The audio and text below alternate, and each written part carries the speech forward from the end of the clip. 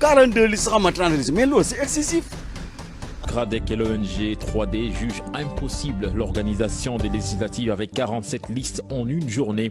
Pour man de 45 listes yi bari na trop ci dëkk bu mel nii. dafa bari trop te loolu avancé wul Sénégal.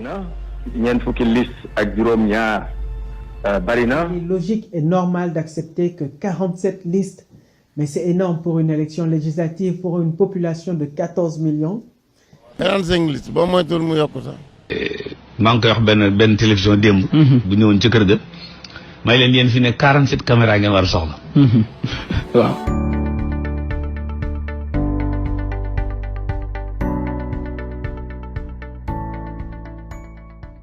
Nécessité de rationaliser les candidatures pour avoir une compétition électorale assainie et une compétition électorale qui offre de la visibilité aux citoyens.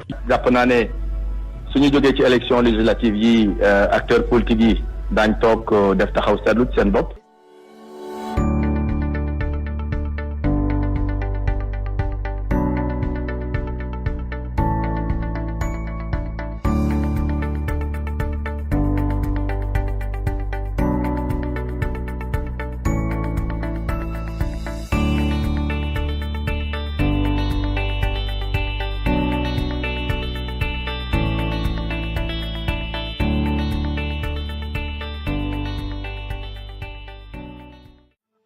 En ce qui concerne le dialogue, vous vous rappelez qu'il y a 1 an et demi, j'avais lancé le 28 mai 2016 la journée nationale du dialogue. Je reste ouvert au dialogue. Je suis un homme de dialogue, un homme d'ouverture. Et je pense que ce pays, nous ne pourrons pas le construire sans nous parler les uns les autres. Nous avons vu la difficulté des 47 listes.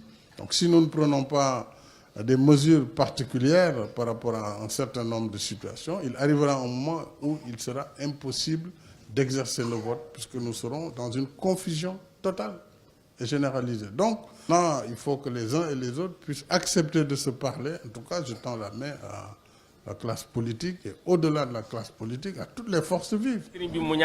Parce que le président daf ñu waxoon ne nañu waxtaan ak parti politique yi dañoo génn ci élection fal assemblée nationale war a jubalaat ci élection coow li bari na yéen ñëpp di fekke ngeen ko donc li ñuy wax mooy nañu woo parti politique ak képp koo xam ne kii mbiru politique intéressé na la.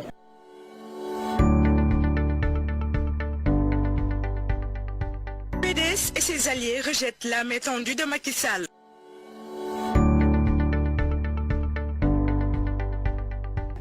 C'est une œuvre de salubrité publique dans notre pays. Instaurer un système de parrainage, c'est enrayer le risque d'avoir 300 candidats à l'élection présidentielle. Instaurer un parrainage, c'est permettre à notre budget de ne pas soutenir 50 ou 70 candidats sans envergure qui vont coûter cher aux finances publiques. Instaurer le parrainage, c'est faire en sorte au Sénégal qu'on aura à la prochaine présidentielle des candidatures significatives qui vont présenter des offres politiques lisibles, compréhensibles.